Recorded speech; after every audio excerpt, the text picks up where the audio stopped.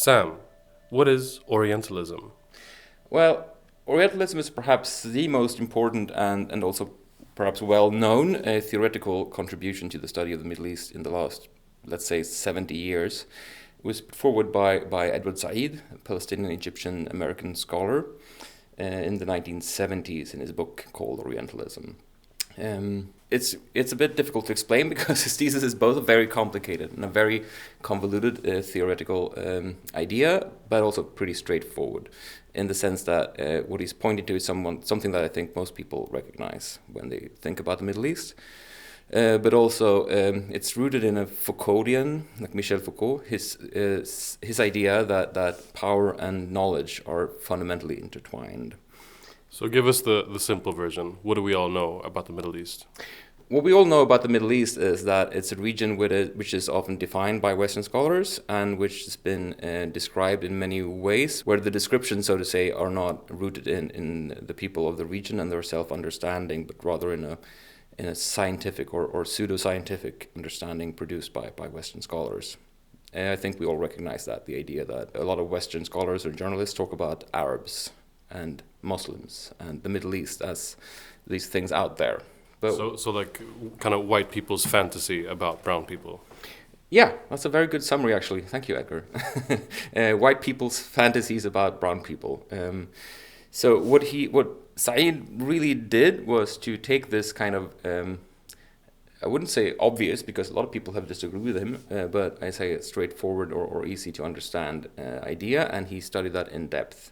And he went back and studied the field of research called Orientalism at the time, which is still called Orientalism at some universities today, but more often than not, it's been changed to something like Middle Eastern studies or Islamic studies. But they're all rooted in the field of research called Orientalism.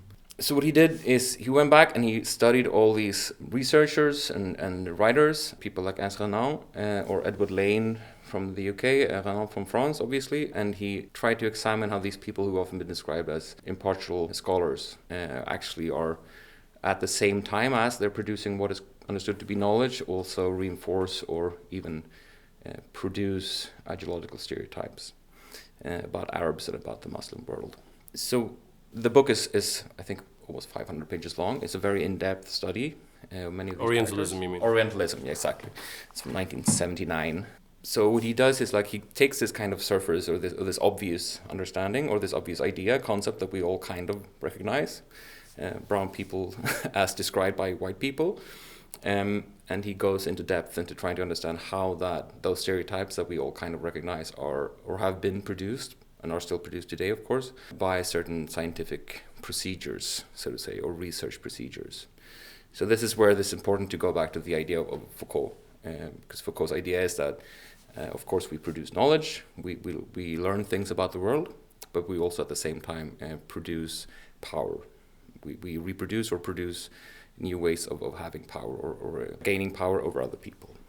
His study is very empirical. He does a lot of close reading of both scientific texts, but also of art, of novels and poetry, etc. It leads him to identify certain, let's say, overarching paradigms within the understanding that Orientalism produces, such as the West studies the East as unchanging. The East is unchanging, the West studies it. And it's the East then, or the Middle East specifically, is based on ritualistic ideas about life. And secondly, the West understands the East as possessing a particular or peculiar kind of mind or mindset. And this mindset is almost consistently identified as impulsive and emotional, as opposed to the West, which is understood to be rational, critical, etc. And then, of course, this sums up in the West being understood as the locus of modernity, while the East is the opposite of that. So, what kind of criticism has Edward Said been met with over the years? He's been criticized a lot from a lot of different quarters. I think one interesting critique is a very, just as his book is a very in-depth, close reading of certain texts. There's been a response to that from within the Orientalistic or Orientalist research community, which has claimed that he has not been such a great reader after all of some of these people. I think an interesting example of that, for example, is Edward Lane. well known to any student of Arabic on an academic level, because he produced many important books, but not least Edward Lane's Lexicon, which runs to 3,064 pages. That's despite the fact that he died while working on the letter Qaf. So it's not even finished. This lexicon is Edward Lane. It's his kind of all things Arab, or what? It's a lexicon of the Arab language, basically, and he produced it by collecting and gathering all kinds of information that he could find in classical Arabic lexicographical sources. It's not at all a Westerner's outside point of view. He's trying to gather up everything that the Arabs say about Arabic in terms of etymology, in terms of usage, etc. So he spent 13 years in Cairo gathering up all this material. So, I mean, he's one of the people being singled out for criticism by Said. But if you look at his life story and what he was really trying to achieve, it's very clear that he was very philo-Semitic or even philo-Arabic. He was very positively inclined towards the people he was studying, and not very positive towards British imperialism. And also, if you look at just the way he was compiling his dictionary, it's kind of the opposite of what Said would claim. Said would claim that it's Westerners imposing their idea of the Orient upon the Orientals. But actually what he was doing was more like gathering up the Orientals' self-understanding of their language. So in a certain sense, that kind of disproves his case, or at least is an argument against it. But on the other hand, if you look at those books, both that and many of his other important books, I think without any exception, they were sponsored by the British Imperial Administration. They were printed. It was very, very, very expensive printing. It's been known to be one of the most expensive books at publication. It was produced by the East India Company and by the British Imperial Administration to produce knowledge about the Arabs. Suffice it to say, the East India Company, not a friend of the pod. It's as far as you can get from friend of the pod, I think. So what about from the left? There's been sort of a Marxist critique of Edward Said as well? Yes, there's been a lot of Marxist critiques of Said. While most, I would say, leftists or Marxists agree that there is kind of an imperialistic aspect of the knowledge produced about the Orient. It's been criticized mostly for being idealistic in the Marxist sense of the word, not as in well-meaning, but as in focusing too much on ideas and the power of ideas. For me, at least, the most important critique that has been leveled against him was written by an Arab Marxist, Lebanese Marxist called Mahdi Amel. I hope we'll get back to it some later stage.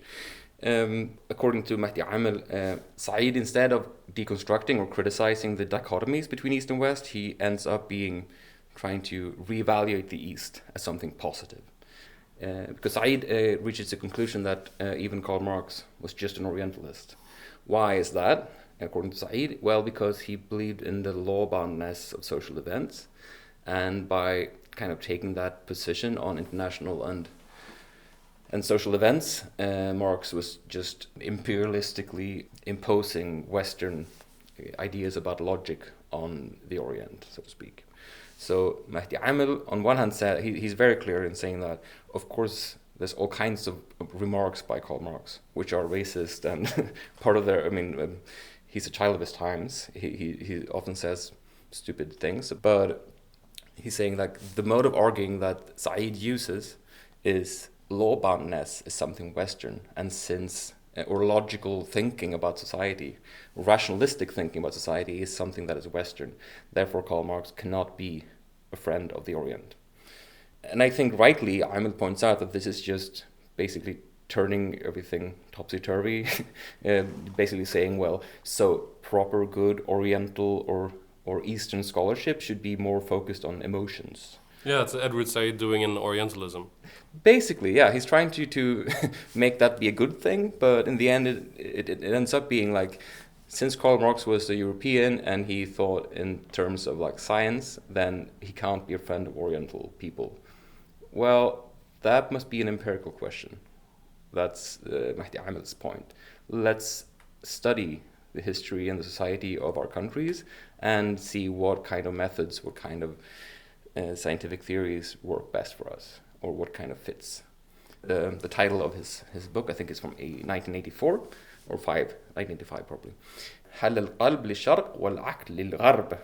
Does the heart belong to the East and the on reason or the mind to the West.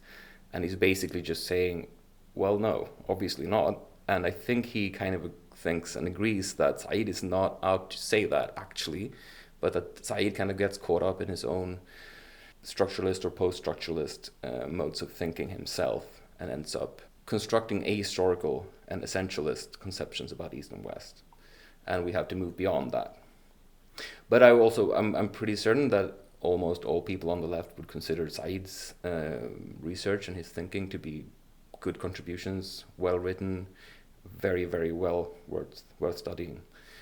So there's not kind of a conflict where the left would reject Said, I hope. So we've heard about who Edward Said was, what his contribution was to the field of study that both you and I were a part of, or are a part of, I guess. And we've heard about different aspects of criticism against Edward Said and his concept of Orientalism. Now I think we should answer the central question. Are we Orientalists, you and I? The two of us. Yes and no. I guess we are, in a certain sense. I think also something you might learn, or I think Said would agree to this, but something you could learn from Amil's critique of Said's critique of Orientalism is it is always more a question of positionality, or where you position yourself in certain struggles. It's not about like essential positions that come with race or skin color or anything else. But yes, I would very much want to say that as white people from the West, we have to be incredibly careful to not reproduce these stereotypes. And I think anyone who's been trying to learn more about the Middle East or study the Middle East or even just go there or read journalistical products about it, who is a white European or American, can recognize that how easy it is to fall into these stereotypes, or how easy it is to feel like, well, probably there's something to them, right? They're kind of noisy, kind of annoying people, you know. I just want to go home. I mean, I think that's natural. It's part of being alienated from your situation, or where you what you're trying to understand more about. But it's also something I think you have to be very, very considerate of and really keep in mind. And I think perhaps that is the most important contribution of Said, not just for the two of us, but for thinking in general. Not the sometimes essentialist or essentializing notions he brings, but to his kind of critical mindset or critical perspectives on, let's say, on the Western mind then, so that we can easier recognize our shortcomings. Thank you, Sam. That's Orientalism, a Kalam podcast short.